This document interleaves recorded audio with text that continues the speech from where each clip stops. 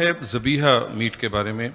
Obviously یہاں پہ ایک ایشو ہے کہ کچھ لوگوں کی انٹرپریٹیشن یہ ہے کہ اگر ہم اہل کتاب یا مسلمان جو نارمل طریقے سے کھانا کھاتے ہیں اگر وہ ذبیحہ کا لحاظ کریں تو گوشت نہیں ملے گا. اور کیا یہ ضروری ہے؟ کیونکہ بہت سارے ایسے ریسٹورینٹس ہیں جہاں پہ اگر آپ جائیں اور وہاں گوشت ہے تو آپ محض کھانے سے پہلے بسم اللہ پڑھ لیں تو کیا یہ کافی نہیں ہوگا؟ اگر میں یہ بات ذرا مکمل کر دیں کہ اگر ذبیحہ نہیں ملے گا تو گوشت نہیں ملے گا، گوشت نہیں ملے گا تو زندگی نہیں گزرے گی، زندگی نہیں گزرے گی تو مسلمان کیا ہوگا؟ مزہ نہیں آئے گا. اس کو پورا کرتے ہیں.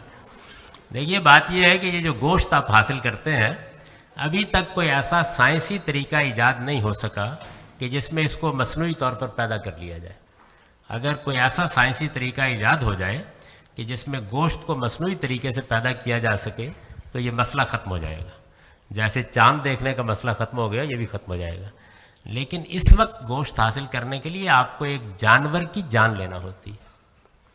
بہت کم لوگ، عادت ہو جاتی ہے نا جب، تو احساس نہیں ہوتا کہ ہم کیا کرتے ہیں. جب آپ گوشت حاصل کرنا چاہتے ہیں تو ایک تو یہ نا مچھلی وغیرہ کو آپ نے پکڑ لیا، وہ اپنی موت آپ پر جاتی ہے.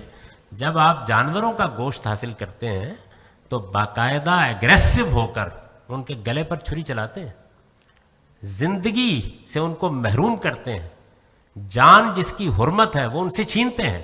اس کے بعد آپ کو گوشت حاصل ہوتا ہے. تو پہلے بہت اچھی طرح سمجھ لیجئے کہ یہ کیا کام کرنے جا رہے ہیں آپ. اس کو خدا کے حکم اور اذن کے بغیر نہیں کیا جا سکتا.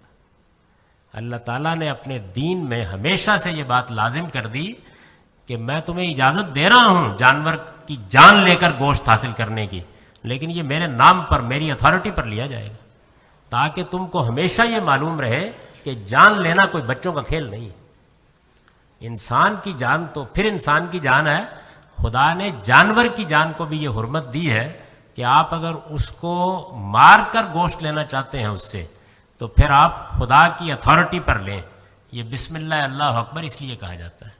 یعنی ہم چھری ہاتھ میں پکڑ کے یہ کہتے ہیں کہ پروردگار تیری اجازت اور تیرے نام سے ہم اس کو ذبح کر رہے ہیں. تو اس لیے اللہ کا نام لینا لازم ہے. اس کے بغیر آپ کسی جانور سے گوشت حاصل کرنے کا حق ہی نہیں رکھتے. سرے سے جو کر رہا ہے وہ ایک ناحق کام کر رہا ہے، خدا کے اذن کے بغیر کر رہا ہے، اس کی اجازت کے بغیر کر رہا ہے، اس کی اتھارٹی کے بغیر کر رہا ہے. اور دوسری یہ کہ خون نکلنا چاہیے. یعنی چونکہ خون حرام ہے. کیوں حرام ہے؟ اس لیے کہ ہر وہ چیز حرام ہے جس سے درندگی کی بو آتی ہو. اسی لیے تمام درندوں کا گوشت کھانا ممنوع ہے، شیر، چیتا سب. اور اسی اصول پر خون پینا بھی حرام ہے. تو خون نکلنا چاہیے اللہ کے نام پہ ذبح. خون کسی طریقے سے نکال دیں، یعنی کوئی طریقہ ذبح کرنے کا ضروری نہیں ہے. خود رسول اللہ صلی اللہ علیہ وسلم سے پوچھا گیا شکار کے بارے میں تو آپ نے فرمایا جس طریقے سے بھی خون نکال دو، خون بہہ جانا چاہیے اور اللہ کا نام لے کے ذبح کرنا چاہیے. اللہ کا نام لینے کے لیے کسی مسلمان کا ہونا ضروری نہیں ہے. خدا کو ماننے والی کوئی قوم بھی اللہ کا نام لے کے ذبح کر دے اور خون نکال دے تو گوشت بالکل جائز ہو جاتا ہے. لیکن ان دو شرائط کے بغیر گوشت کھانا تو الگ بات ہے، جانور کی جان لینے کا حق ہی نہیں ہے آپ کو. سرے سے پھر فش پہ گزارا کریں. زیادہ اچھا تو یہ ہے کہ سبزیاں کھانا شروع کریں، اس سے صحت اچھی رہے گی. اب میرا خیال ہے یہ اتنا بڑا مسئلہ نہیں رہا ہے.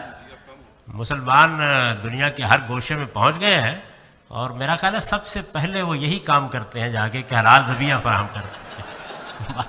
باقی کام تو ہوتے رہتے ہیں. جی